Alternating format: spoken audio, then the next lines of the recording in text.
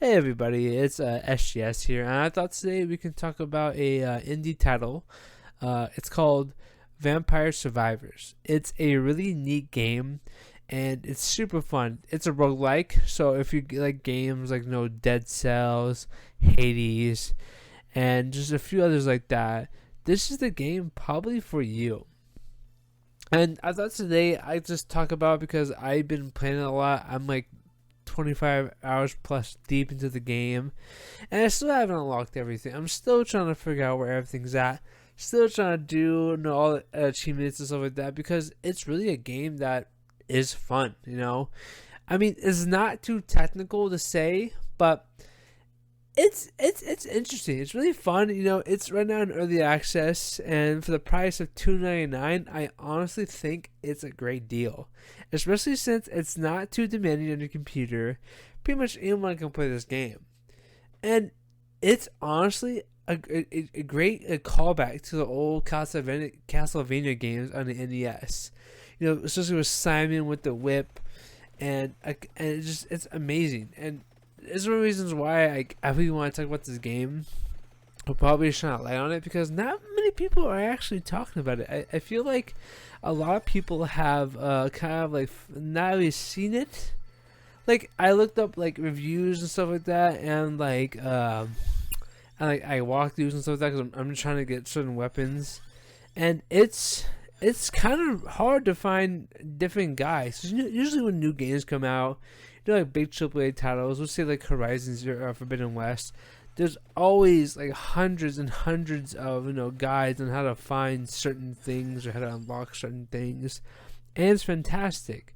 And which I see why there's not a lot of videos about it, because it is an indie game, it is early access, and there's still things about it that need to be fixed in my opinion. It's not a perfect game, but it's a great game. And like I said, one of the reasons why I really, really love this game is the Castlevania feeling. And it feels so nice, This game, the gameplay has that, that 2D graphics with, the pixelated characters walking around, shooting projectiles. It's just a shoot 'em up with this enemies of like hordes of different kinds of monsters that coming after you. And that's why I really like the feeling of the game too, is that it really isn't that complicated in my opinion. The controls are honestly pretty easy. Like from a standpoint, I use a controller, and for the controller, all you really need is the left thumbstick and the button A. That's pretty much it if you're using a Xbox controller, and that's pretty much it. And which that is really awesome. It's engaging, it's fun, and it offers hours and hours of replayability, different types of like setups and like strategies and stuff like that with different abilities, which is super cool. And let me get on to the next thing I really want to talk about, is the weapons and stuff like that, which are fantastic. I think the great thing about having a good a set of weapons is great because you get familiar with them, and you can build different types of strategies with those type of like weapons, because it's really interesting to see how different playthroughs. Not every single playthrough is the same, and there's a ton of different variations you can do with these different characters. And that's just the thing with these weapons; they're not just base weapons. You can evolve most of these into bigger and better weapons. The great thing though about the weapons in this game is that the ability to take a ability. So a ability is like it's like a hot bar, but it's on top. It's like your it's not like an inventory system in the game where you have like I think 8 slots across the top for weapons, and 8 slots for it's like 8 or 6 of across the bottom on the weapons for abilities. And so when that gets filled up, that is your primary abilities and your primary weapons. But the cool thing is that you can take different weapons, different objects, and be able to combine them to make something even cooler. It's called evolving, which is actually super cool. Because most of the time I'd be grabbing random stuff and grabbing different abilities and end up combining them into one, which is pretty fantastic. I will probably show some gameplay here of me using a ability. It's called like Moon Dust, I think, Moon Spirit or something like that, and it is phenomenal, especially since it's using the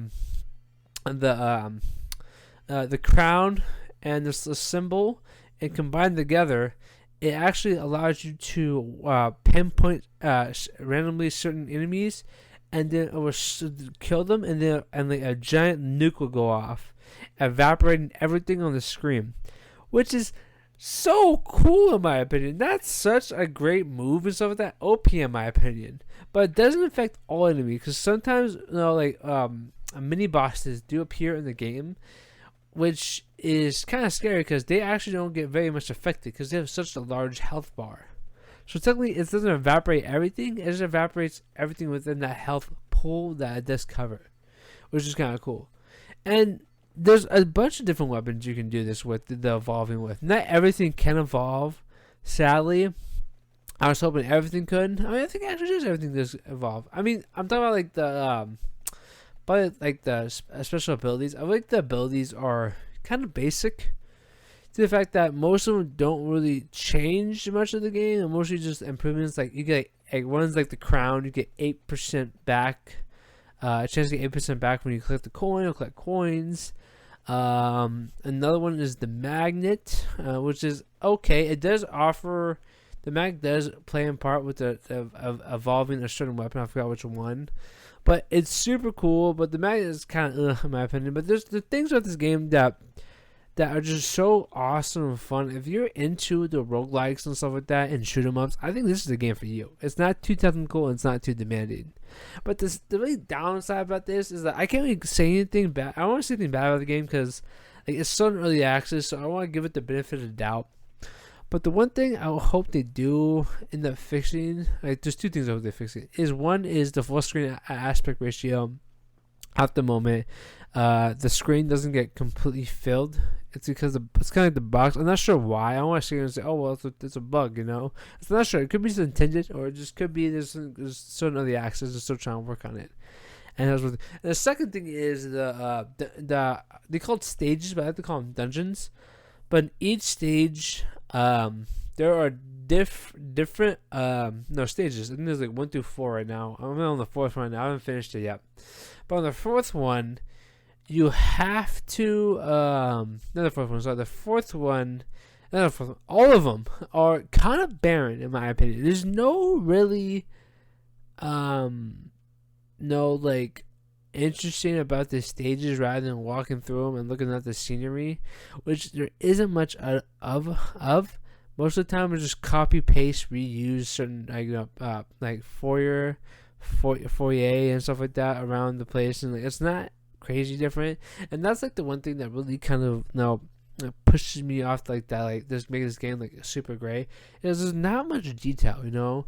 It's like each stage has its own like identity and stuff like that, but it doesn't really add much, like different type of textures and stuff like that, different types of like animation, not animation, but different types of like background scenes and stuff like that.